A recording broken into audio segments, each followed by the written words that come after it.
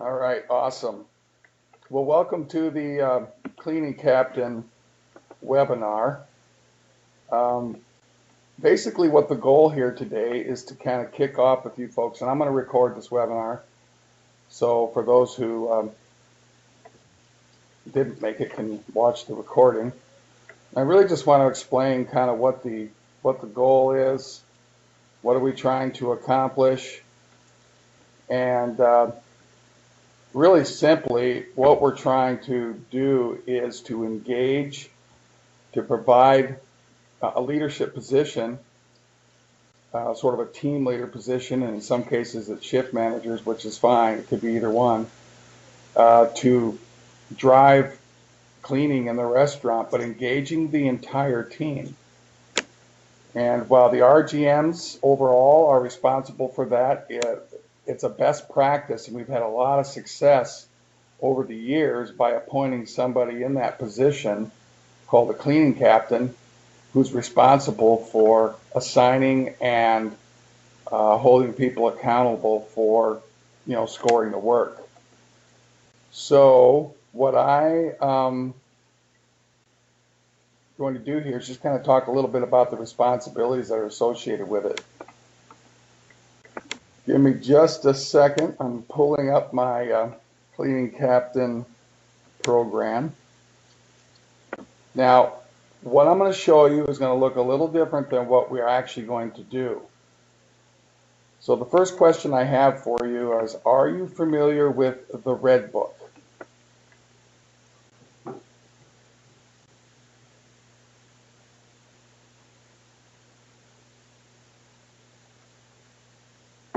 Are both of you familiar with the Red Book? Okay. Just to be clear, the Red Book is a management tool that has many different things in it. And one of the things in there is a weekly cleaning list for the back of the house and the front of the house. So in the past, we have used, kind of developed a Cleaning Captain program, and which created a list within it. And I'm trying to get it opened up here. Then I'll share my screen. I thought I had it open. So what it really boils down to is we are going to ask you as a leader in this position to assign cleaning jobs to members of the team on a weekly basis. Best practice. And I'm going to show you, what I'm going to show you is what we used to use, and then I don't know if you can get the Red Book. I don't have the Red Book scanned or anything like that. So if you both can grab the Red Book that you have at the store real quickly, let me know when you have it in your hands, and open up to the weekly cleaning jobs. So let me know when you have it in your hands and opened up to the weekly cleaning jobs.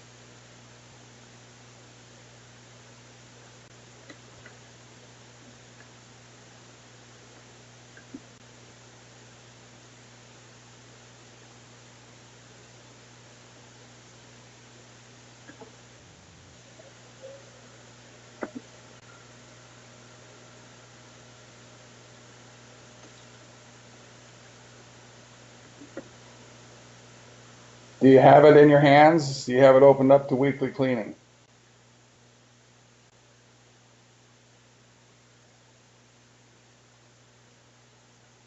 If you need to, get your manager to help you find it. Okay. Trisha's got it. Okay, perfect. Both of you got it. Awesome. So now, what you see there is just simply a list of the cleaning jobs that need to be done on a weekly basis. What we find in our restaurants, and I've been doing this a long time, and what we typically find is, and for the most part, daily cleaning is done pretty consistently, the kind of the daily routines. What's missing very often is a good, consistent process for the deeper weekly cleaning. And typically, if it gets done, it's the manager or a few key people that do it. And there are exceptions to that, but so what we're asking of you, we find the best practice that instills the most pride in the restaurant is to assign those jobs to people on the team and expect them then to, carry them out throughout the week. So let me ask you this. Can you see my screen?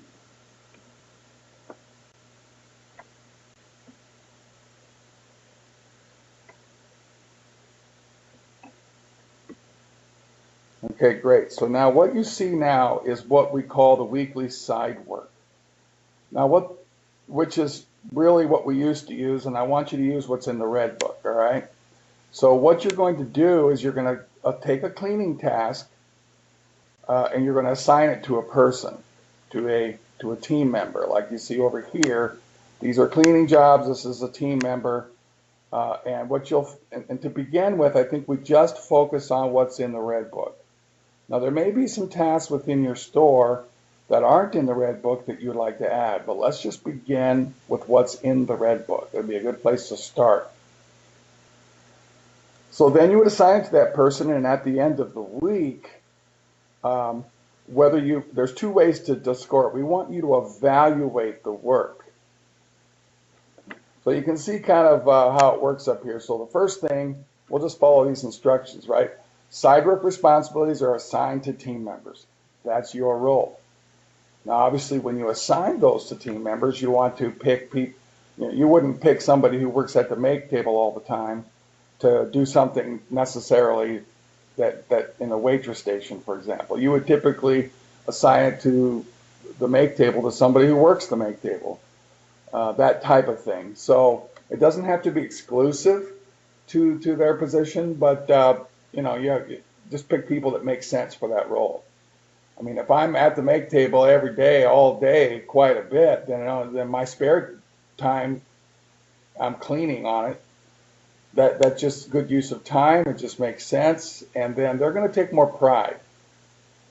All right, so you're going to assign those responsibilities, and everybody on the team should have something.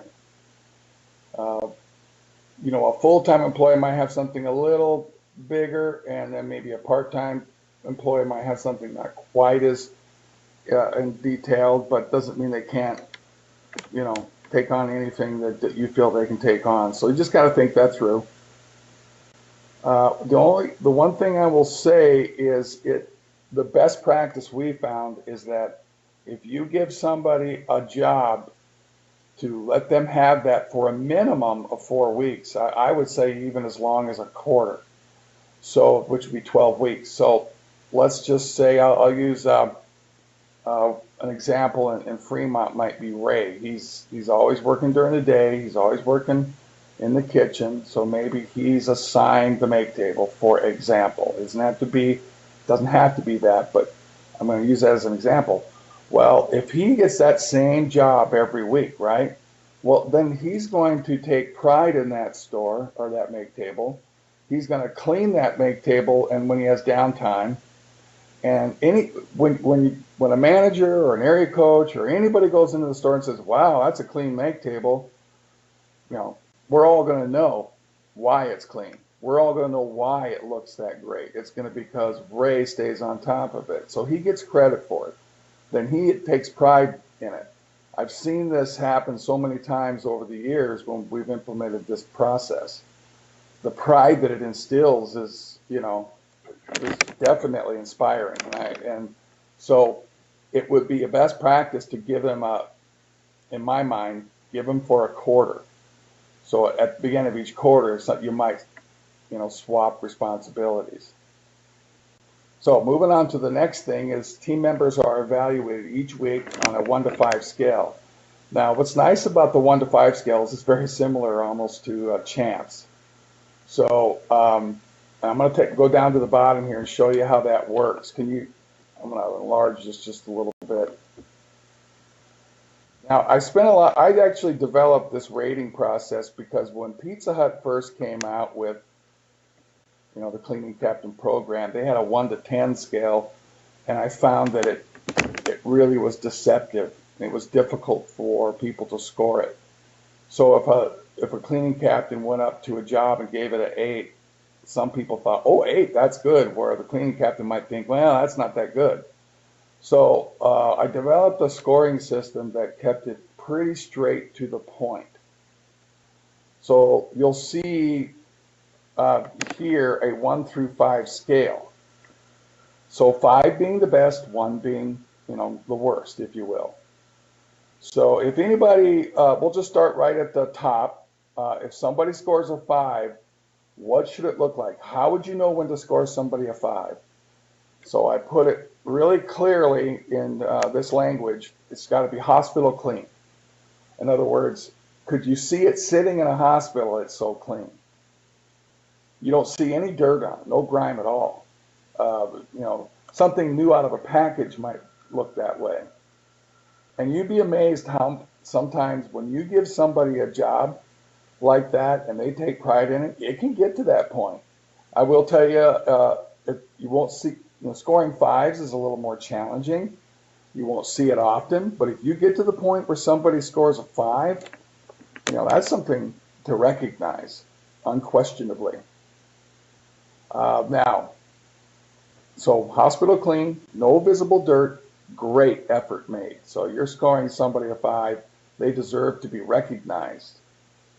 Okay, now scoring a 4, which would be very clean. In other words, they might have a little bit of dirt on, because, let's say, for example, if, again, we'll use Ray as an example, if he was assigned a make table, he may have worked really hard on it, but we're still not quite there. But you're like, wow, this guy's really kicked butt on it. Yeah, it may not be perfect yet, but he really made a good effort, and there is some grime on it still, but wow, he really made some big progress. Maybe that week he focused on the top of the make table. And so he says, look, I cleaned the top of the make table, and you might say, and then you just score that part of it. So you kind of got to use your judgment, and you kind of got to know what they've done. And then they should be recognized for getting a 4. And 4 is definitely a recognition, score. So it's very clean, little visible dirt, and good effort made. So that's how you would evaluate that. So a 3. 3 would be kind of that middle of the road, right? It's clean. There's still some dirt, and you can tell that they made some effort. They didn't really kick butt on it, but they at least worked on it. They gave it some effort. They made some progress. So to me, if somebody's done their job, and they put some effort into it, you're going to give them a 3 at least. So that's kind of that middle of the road. You'll see a lot of 3s and 4s, what I see when people do their jobs. So now, coming down to the bottom scoring. Now, this is where we're going to have some accountability, but is when we get into that 1 and 2 range, then you know that somebody needs to step up to the plate. So this is your chance to score them lower, and I'll tell you how the accountability works here when we're done. So if you get a 2, that means, to me, if you went up to something, you go, gosh, did they even work on this week? I can't tell. They said they did, right? And you're looking at it going, boy, there's still a lot of work needs to be done. If they did do it, they maybe just took a rag and wiped it a little bit or something. So you might give them a 2. Okay, so all right, maybe they made a little effort, but boy, they got a long ways to go. And there's it's really going to be hard to differentiate between a 1 and a 2, to be honest. So when you get to a 1, basically a 1 means they did not even touch it. All right. So I hope the scoring makes sense. Before I move on, does anybody have any questions about the scoring? Because I will tell you the scoring is going to be a very important piece to this, and being consistent about it. Consistency is very important in this process. I'll give you an example. I was talking to an RGM the other day, and she said, this RGM told me when she was a shift manager, and she was a client assigned a cleaning job, right? And she goes, she was questioning whether the cleaning captain was scoring, properly. So she made it a specific effort one week to do nothing and just to see what kind of score she got. And she got a 5 when she did nothing. So it came into question, okay, are we being consistent? Are we paying attention? So it's going to be, your scoring will be very important. And I will tell you that it's going to be important to communicate with your RGM, make sure, you know, that communication does exist. And one way that we're going to be able to improve the communication in this whole thing is making full use of the Crew app. So you can assign tasks on the Crew app. I don't know if any of you have seen that. So we can use an example again of Ray. So you could go out to Crew app, assign a task to Ray that says clean the make table. You can make it recurring, so it's every week, and you know, recurring for 12 weeks, for example. And then he sees it pop up on his phone that he has to clean the make table. So then when he's done with it, he clicks complete. And I can show you that when we're done at the end of this, kind of how that works. And then it'll show up on your phone that he said he completed it. So then you can actually score it when it happens rather than wait till the end of the week. So the main thing is getting people engaged, getting them to do their part, and be able to give them recognition when they deserve it and hold them accountable when they deserve to be held accountable. And in the end, I will tell you that this program works if we do this. So go back to the top. Like I said, a 1 through 5 scale. The third thing on the list is team members are expected to properly complete assigned side work tasks while on their shifts. So my point here is this is something they should do while they're at work, not added labor, like come in off the shift to do their job. They should do this while they're at work. You know, we've all been in the restaurants. We all know that there's downtime. I see it all the time. Employees looking for things to do. I saw it yesterday, you know. So when they're on, actually I see it every single day, quite frankly. It's pretty rare when everybody's so busy they can't squeeze anything in. It's pretty rare. And may have saw that, you know, during the special on some evenings, but for the most part, there's time to squeeze in the extra cleaning jobs that they're assigned to. And the beauty is that they're assigned to one weekly task. They don't have to do 10 weekly tasks. They do their task. And if everybody does their weekly cleaning task, then everything on that list is getting worked on and cleaned. And it'll maintain the cleanliness of the store in a way that is actually, quite frankly, could be quite remarkable. So team members are expected to properly complete assigned side work tasks while on their shifts. So no added labor. That's kind of the message here. The next point, team members who score 4 or 5, 4 weeks in a row. Now this is where you're going to want to track this. Will receive a $10 bonus. So in other words, if they're kicking butt on it after the end of 4 weeks, we give them $10. But that's why it's very important for you as a cleaning captain to score, make sure we're scoring consistently and paying close attention to what's going on. And last, team members who score 1 or 2 forfeit employee discount both on and off duty until their job is done. It's really simple. This is, again, a big piece for you. Communicating, and I would use Crew app because it's right there, and include the management team who, when somebody has lost their food credit until their job is done, if all the management know, then they know no free pop, no no off-duty discount, no free food while working, nada, nothing. That's how you hold them accountable. And they're on a list until they get the job done. So when they go, now you got Crew app, right? So they finish the job, they click on Crew app, boom, they did it. Now you can go check it and score it, see if they actually did do it. Now, if the bottom line is that the key to this program is holding them accountable to that losing their food credit. If we don't do that piece, then what will happen is the ones who don't do their jobs and don't get held accountable, the ones who are doing their jobs will see that. They will notice that. And when they notice that, they'll be like, well, why should I do my job? Nobody's holding them accountable. So it's very important. Now, obviously, you need support from your manager and from the management team. So that'll be a big piece to the puzzle, too. That's why you want to communicate with them on a frequent basis. Okay, any questions on this part of the process?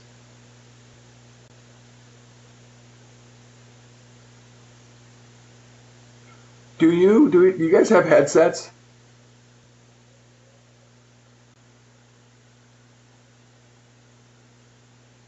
Okay.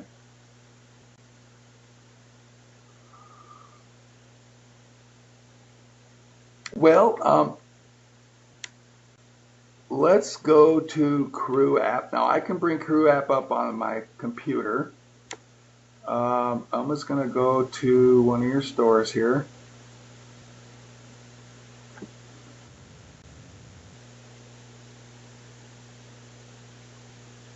Come on.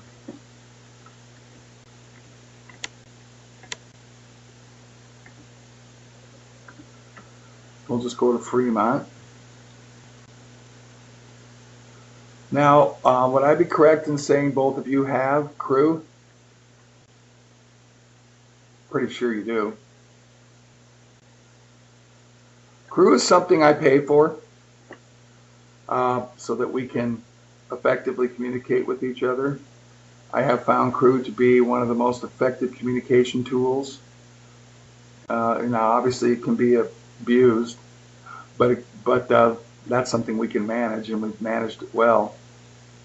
I will say that I look at it as just a tool, almost like a bulletin board, almost is more effective than a bulletin board in a store. Although I would still use a bulletin board, this is very effective. And some stores use it better than others. So now I'm going to show you how to assign a task. Now I just went through this yesterday, so I should be able to do it.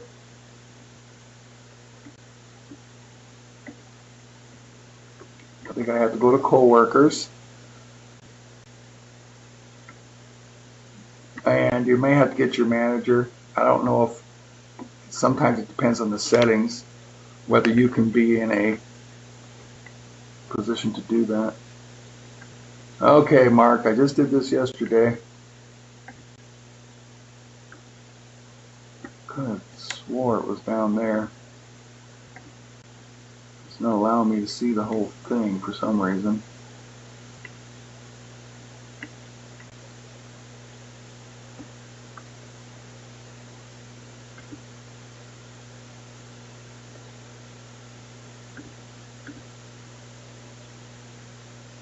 Maybe it's here.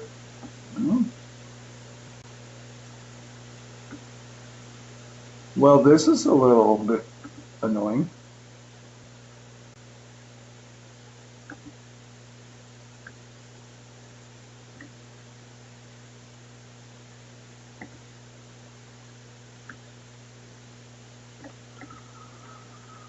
Okay, why is this not letting me do this?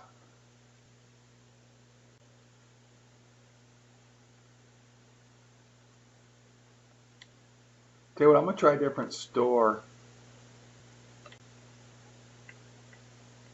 Maybe that will help, because it was in February where we did it. Just yesterday. Oh, isn't that funny how that works?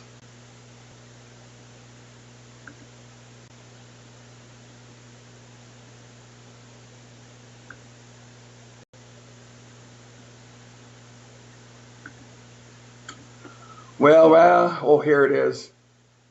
All of a sudden it popped up. Maybe I went by and didn't notice it.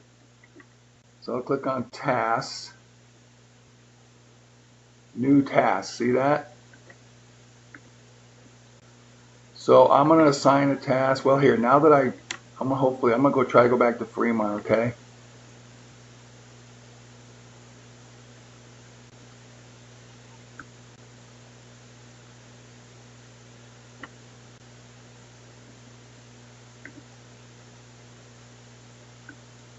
There's tasks at. It's like it's not showing up in yours.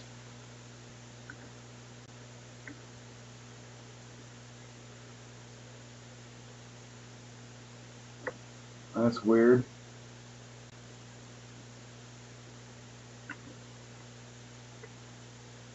Well, I guess I'll just do it. Well, let's try Nebraska City. Maybe I can find it there.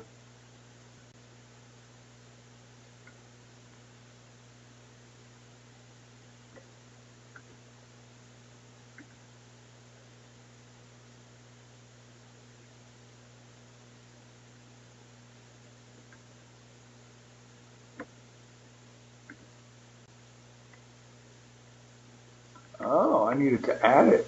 Now I get it. Okay, so here it is. I had to add it in admin. Okay, so now I can click on this and I can add a task. Okay, so now I'm going to put Lizzie. I just put you there. Now down here, I'm going to assign the task. So I'll just put cleaning captain. You can put whatever you want. I'll just say cleaning captain. And it'll show up. Tell me, Lizzie, if it shows up on your phone. There's the task.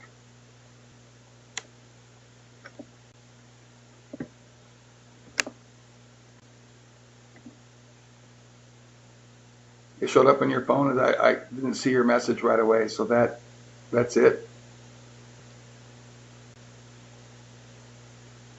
Well, if necessary, you can get access to the crew on the computer like this. So it is possible to get crew through the computer.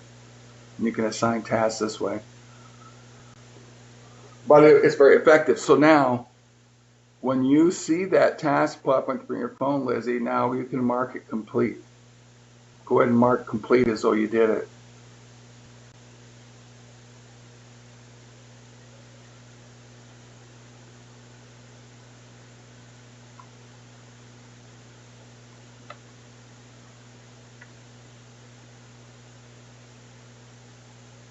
Let me know when you've done that. Normally it shows up pretty quick over here.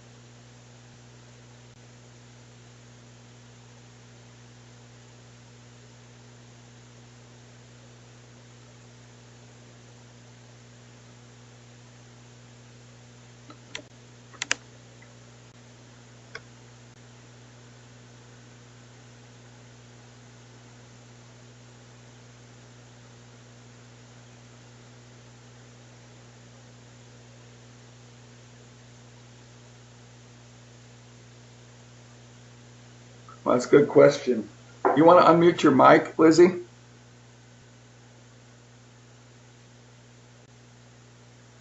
Can you hear me? Yes, I sure can. So when you go back into crew, so then now that's the question. So where would you find your tasks? Would it be? I think it would be in the end. Oh, I found it. It was in Oh, I think I did. It should be in inbox, shouldn't it? Yeah, it was in the chats. Okay. And I don't know if there's even, I suppose if a person looked around, he could probably find another way to find it. See, boom, you just marked it complete, right? Yeah. So then I got a notification on my phone since I assigned it that you completed it. I just got it. So instant communication. So it's really an effective way to do this. Now, if I go into assign a task, right?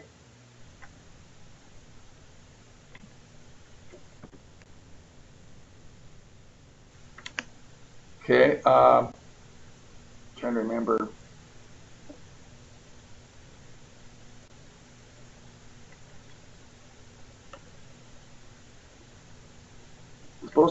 Okay, details. Okay, now go into details, right? Now I can make it recurring. So if we hit make recurring, I could repeats on whichever you want that to pop up on that person's phone to remind them, right? And you can have how often it repeats. So it gives you a great tool. So let's see, and we're going to want to repeat. I'm not sure what that part means, but basically you want to set up so that it becomes recurring, especially if you're going to, the ideal situation is that one person gets the same thing for 12 weeks. It's going to simplify the process for you, and it's going to keep them focused on it. So because if it pops up as a reminder every week that, hey, I got to get this make table clean, and let Lizzie know that it's done so she can check it, bam, your life is so much easier. You don't have to remember. You get a reminder when it's done. So it's pretty slick.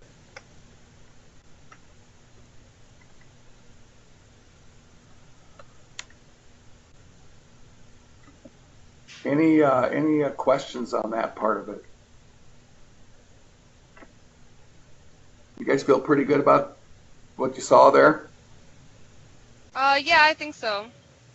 Okay, good. Tricia, you feel pretty good?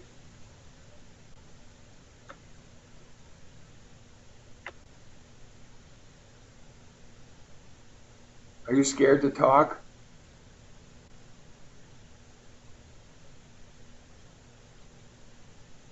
So when you say you can get it on your phone, I'm not sure what you mean, because I know you've been on the Crew app. Is something wrong?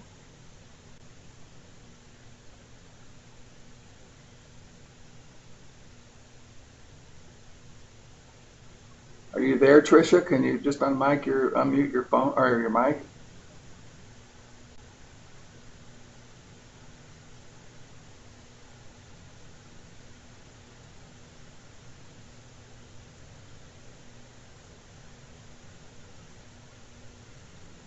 No, can't hear you.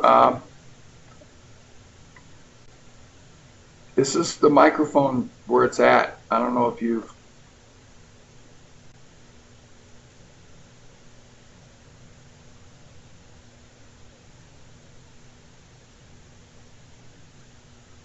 Can't hear you.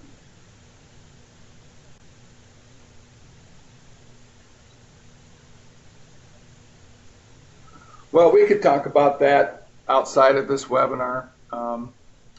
That pretty much sums it up, and I just want to reinforce, why are we doing this? What's the goal? Well, obviously, we've all three of us here have been in the restaurant business long enough to know how important it is to keep a restaurant clean. And so a clean restaurant is paramount. And so the goal here is to engage the entire team. How do you accomplish a good, clean restaurant? It's simple. Get everybody involved. It can be a very monumental task when you get just 1, 2, or 3 people cleaning a restaurant. RGMs have a lot of balls to balance, so it's best to get other leaders in the store to help and to play a role. Plus, the other benefit is how does it help you? It helps develop your leadership skills, because now you're leading a very specific, very important, very specific part of the restaurant.